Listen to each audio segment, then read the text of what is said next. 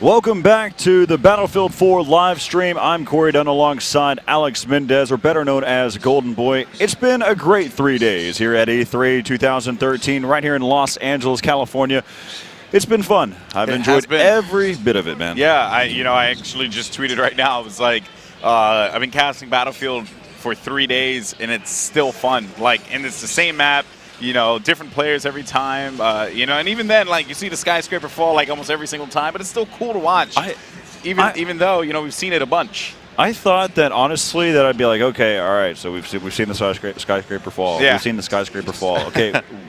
We've seen it happen. But really, in all honesty, I mean, every time it falls, and it's a big game changer when we're talking in terms of the dynamic of the map, but also there's other little elements that come into play with the debris and how the map changes. I thought was cool. I mean, the last gameplay that we just saw, we got to watch in the tabletop view of how it actually expands in the overview. Yeah. And again, we've been doing this for 3 days, and that was the first time that we had the chance to see it happen. Yeah, I think it's crazy that, like you said, 3 days now. And thank you, Corey, for that. I'm trying to fix your tail. No, it's it's okay. No, but I think it is pretty crazy, though, that, we still have things to talk about. And speaking of things to talk about, let's hop into the game because it's going on right now. So as we get that set up, I just want to let you guys know that unfortunately, Carl Magnus is not in the building, but we are focusing on getting another interview for you guys here. So Carl Magnus, a busy guy by all means.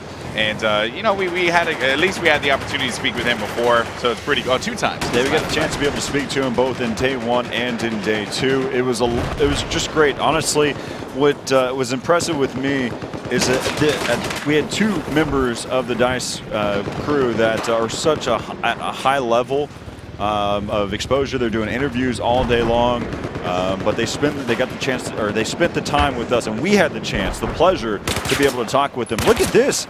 I'm trying to wonder if there's any clip. Oh goodness! Pop that chute as he luckily stays alive. Must have. He must be using his moon boots, those bounce shoes. Yeah.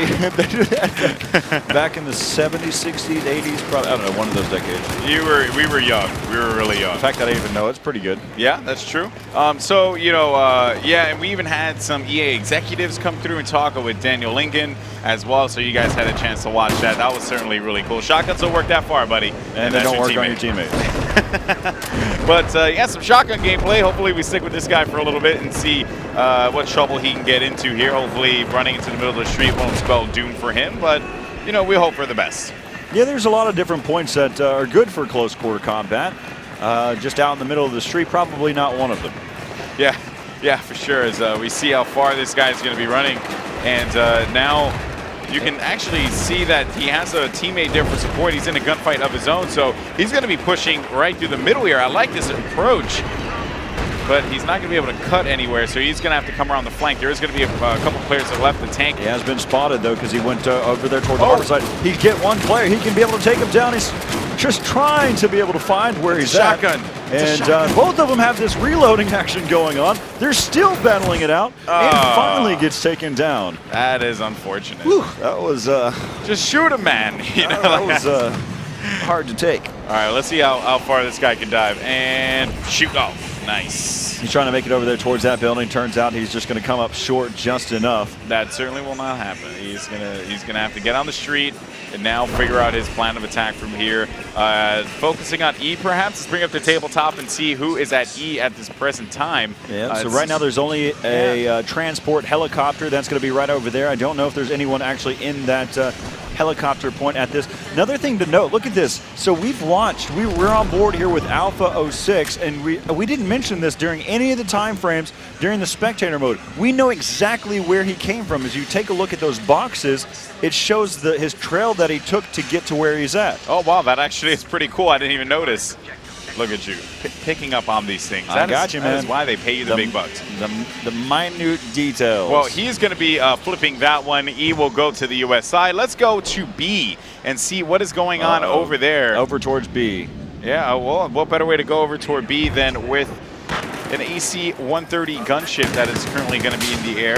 That actually there's going to be a good-sized battle over there towards that B over towards Metro. There we go. As right now we're aboard here with Alpha 22. He's having some popping some shingle shots down the range and trying to be able to pick up this one player. Of course, so far, Alpha 22's been playing pretty decent so far. We saw his player card. Yeah, let's actually bring that up again. Let's bring up the player card one more time, see what's up with him. Oh, he is actually going to get picked out. So that may have been the casting curse. Yeah, the caster curse. It is real. It is real. It's made its way to Battlefield.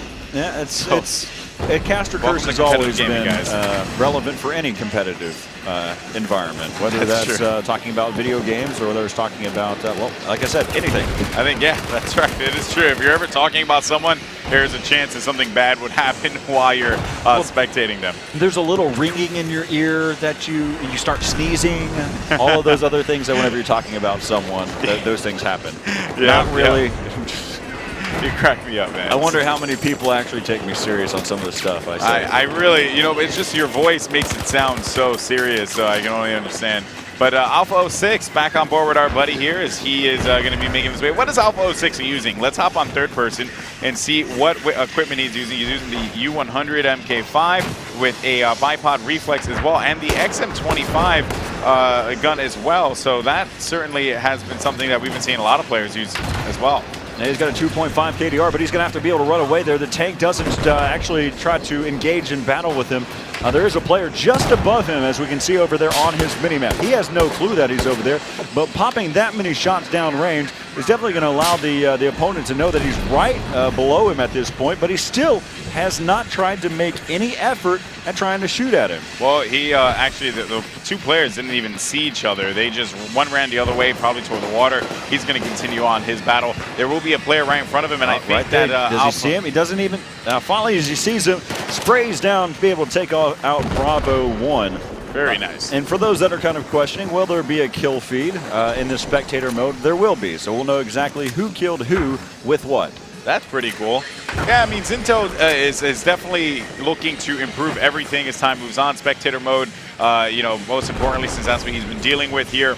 And I tell you, a lot of people on Reddit have really been loving it. So at the very least, you know that they're doing something right. They made something for the gamers, and that is what is most important at the end of the day. There's elements of realism, but at the same time, there's this arcade feel so you don't have to be the most incredible, spectacular pilot. It takes some effort to get good at it. Yes. Especially for someone like myself, but in all reality, it's not super realistic to every point, and I think that's one of the good things. Right now, this player, Alpha 05, needs to worry about his 6, and must have been spotted on the minimap because he turned pretty quickly there. Actually, there's a UAV scan. That's how he knew. Nice. There's a UAV scan from his teammates on the U.S. side, so the commander doing a great job giving some awareness to his teammate, Alpha 05. He spots another one, spraying, trying to be able to pick up another one, and I think he does, or possibly one of his teammates may have taken him out. No, he does get that one. There was no one in a position to take him out there, so he had good control of his gun, of the MK5, so good play. Following orders, too. He's going straight for that point. Yeah, he's actually the standout player here. He's by himself. He's rolling alone, but at the same time, though, he's super effective. He takes out another player right in front of him. He's going to make his way over to D now, as he had just taken out A, and that is going to be for the U.S. Perfect. He's also a support as well, so it just makes sense the reason why he's been able to be so effective here in this game. Of course, right now he's just shooting at a tank that doesn't have anybody in it right now. Of course, what that will do if he does take it out, it will make sure that someone doesn't hop in the tank and tanks him down on his 6. That's right. We're going to see two players up top here. Alpha 05 actually ends up seeing him, and he will opt to drop back instead. Oh, man. Splash.